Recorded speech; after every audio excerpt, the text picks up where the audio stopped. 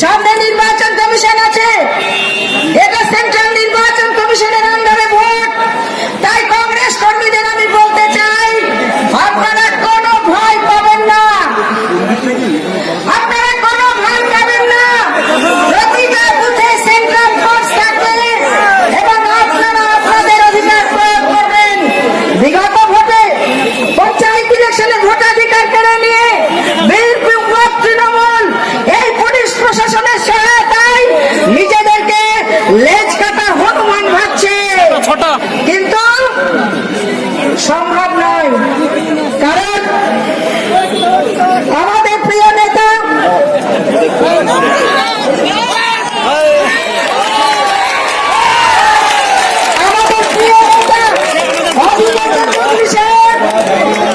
বলে দিয়েছেন মুর্শিদাবাদ জেলায় 3-3 তৃণমূলকে 23 এপ্রিল পাবেন।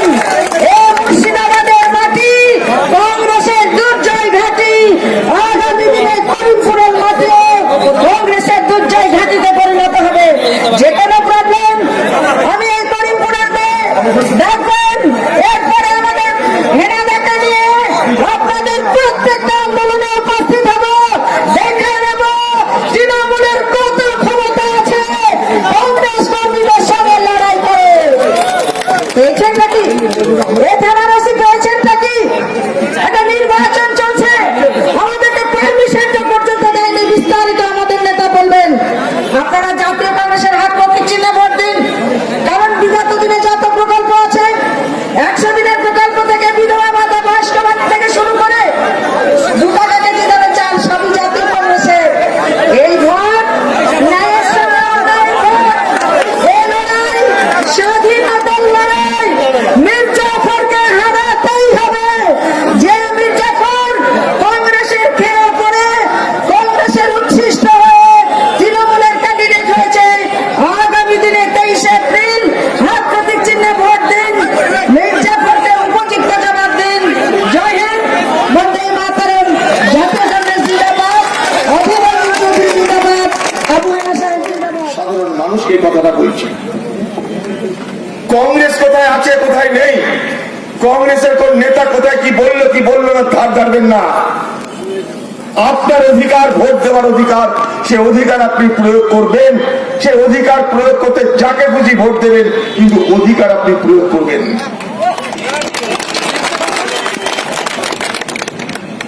আপনাদের মতন এক একজন সমর্থক এক একটা বুথে কংগ্রেস পার্টির এজেন্ট, মনে রাখবেন। আপনাদের মধ্যে এক একজন সমর্থক যারা প্রখর রোদে দাঁড়িয়ে আছেন এখানটায়, কংগ্রেস দলের তারা হলেন সব থেকে বড় সম্পদ, জেনে রাখবেন এটা। তাই আমরা আপনাদের উপরে ভরসা করে এখানে ভোট করছি। কংগ্রেস দলে অনেক নেতা পালিয়েছে তৃণমূলে, কিছু যায় আসে না আমাদের জেলা তো পালিয়েছে। এখানেও যিনি এসেছেন তৃণমূল হয়ে লড়তে, তিনিও কংগ্রেস দল ছেড়ে পালানো এক বিধায়ক। 6 মাস আগেও কংগ্রেস দলের হয়ে লড়াই করেছে। এখন 6 মাস পর বলছে দিদি সবকিছু ভালো লাগছে, দিদি সবকিছু ভালো লাগছে।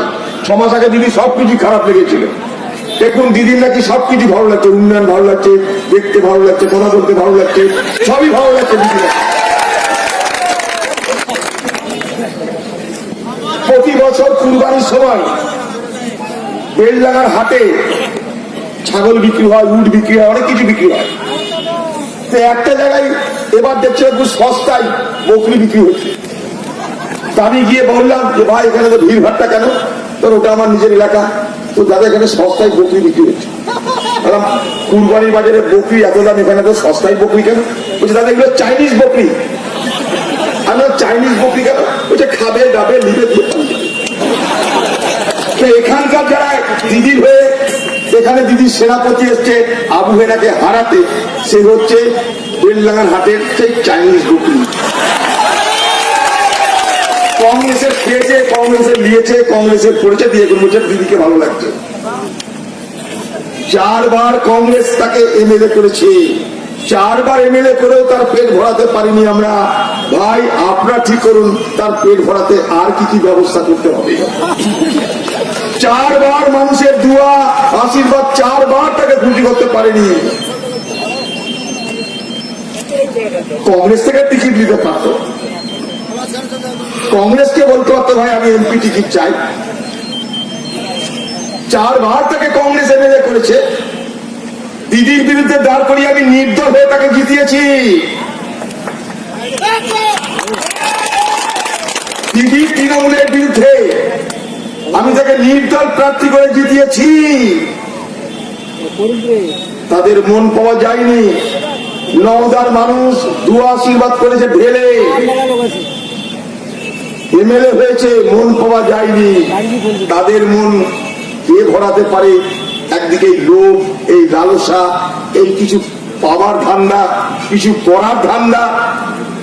সেটা যদি রাজনীতির ঊর্ধ্বে হয়, সেটা যদি ইমানের ঊর্ধ্বে হয়, সেটা তাদের ব্যাপার। আপনারা কিন্তু মাথা নিচু করেননি। আপনারা কেউ এমএলএ হননি, কেউ এমএলএ হবার স্বপ্ন দেখেন না, কেউ এমপি হবেন না, কিন্তু কংগ্রেস করেন। এবং এখানে আমার দুটো বোন এসছিল একটু আগে, তাদের উপরে হামলা হয়েছে। আমি তাদেরকে বললাম বসুন, এখানে বিচার পাওয়া যায় না। স্টেজে আমি কিসের বিচার দেব? আমি প্রশাসন নয়, হুঁক দিতে হবে, তবে বিচার আসবে আপনার।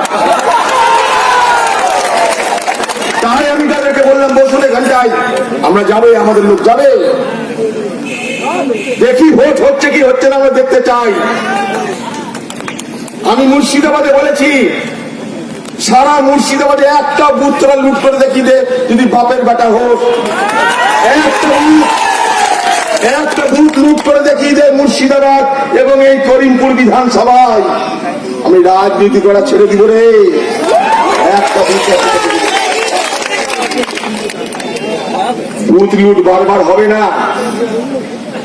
পঞ্চায়েতে তোরা ভোট লুট করেছিস, তোরা ভাবছিস বারবার ঘুঘুতে ধান খাবে, এবার ঘুঘুতে ধান খাবে না।